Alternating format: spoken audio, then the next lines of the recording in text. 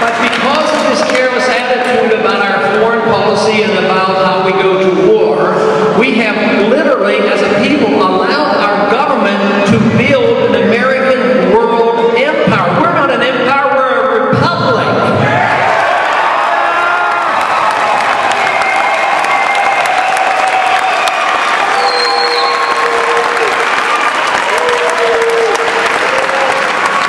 There's a couple reasons why a country should turn into an empire. Financially, it's unsustainable, and I'm afraid we're facing up to that crisis. We are now spending close to $1 trillion a year overseas. That money ought to be spent here at home.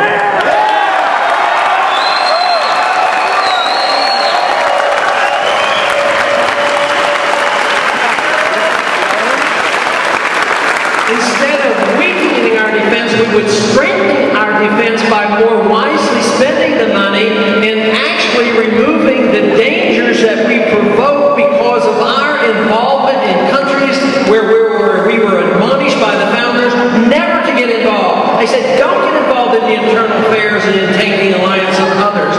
We literally would be safer with a stronger military if we accepted the admonition of the founders and followed the Constitution of having a strong national defense and very simply adopting the policy of mind our own business.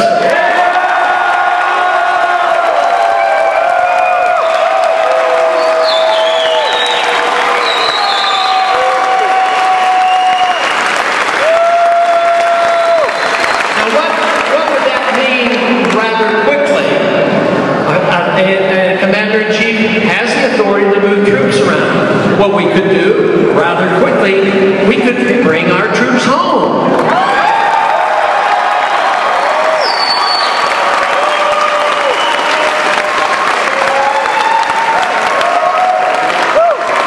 Not only from the Middle East, which is causing us so much grief, but what about bringing them home? Don't you think it's long enough, 55 years to be in Korea? It's time to come home from Korea.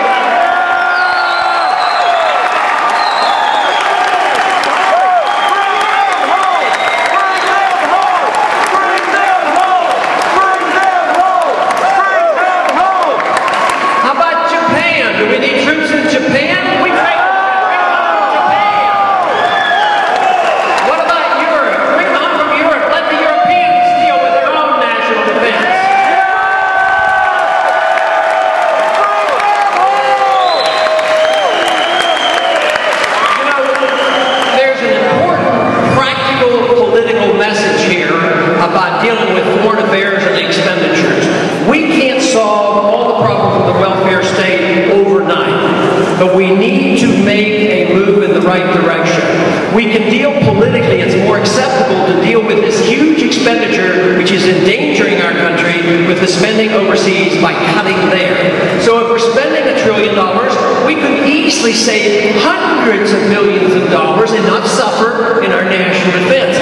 But literally then we would have funds without raising taxes, cut down on the deficit, actually cut taxes, and we really would have enough funds to tide over the people who have become dependent on the government, make sure that we throw nobody out on the streets with lack of medical care or lack of retirement benefits. There's no need to do that.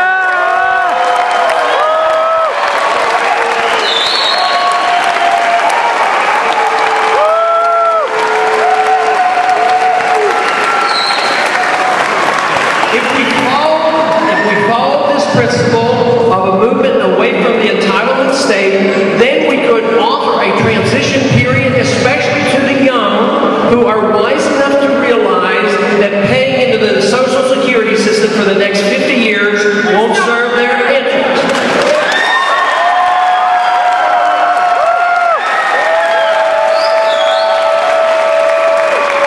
The solution is very easy.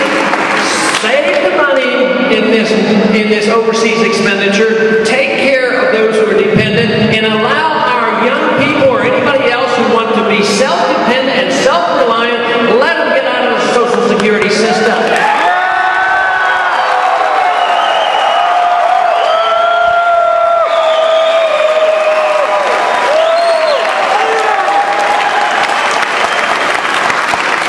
As most of you know, especially in this audience, there is no authority in the Constitution for the United States government to take over public education.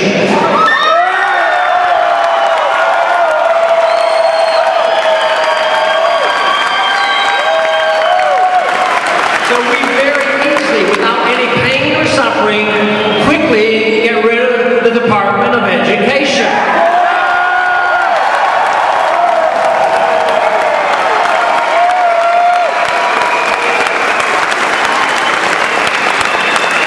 The one thing is, if we are chosen to lead this country, we will not do the opposite of what we say. If we say we're against the Department of Education, we will follow through and make sure it happens.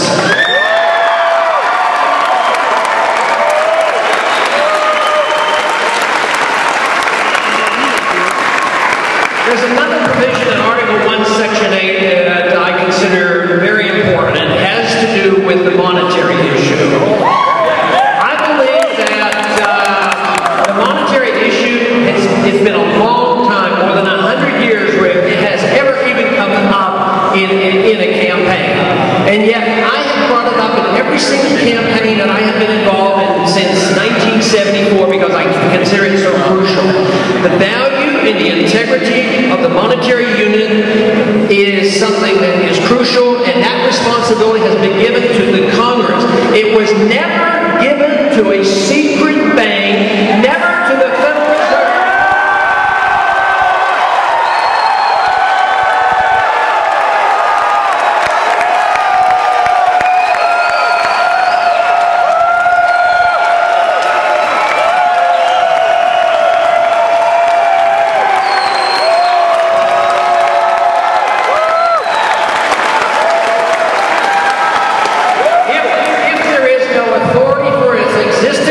Therefore, it should be abolished.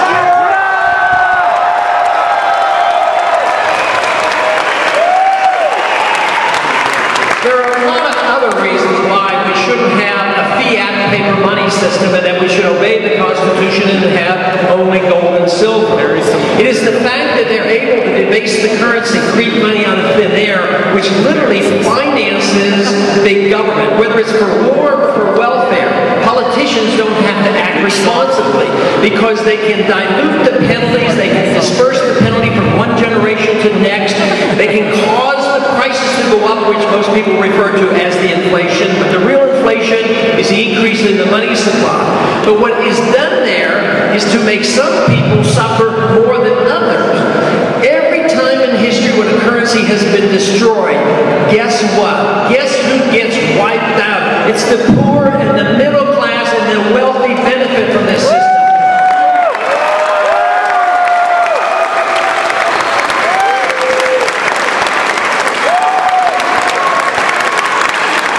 You know, there is another issue that we in Washington have not dealt with properly and has to be dealt with. We don't have a lot of responsibilities at the federal level. They're very minimal.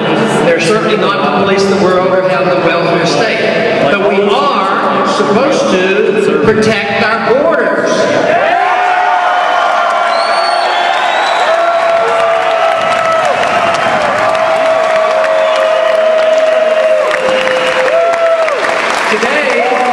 Today we have many of our border guards sent to Iraq, more concerned about the borders of Iraq and Syria than they're concerned about our own borders. This is sort of what the problem was on 9/11. Seoul, Korea was protected better than Washington, D.C. and New York. I mean, we should be protecting ourselves and taking care of our national defense. Before 9/11, we were spending $40 billion a year for collecting intelligence.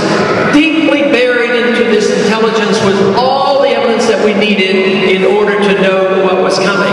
But because of the bureaucracy and because of our lack of concern about ourselves and more concerned about our world empire, we got into this horrible mess. So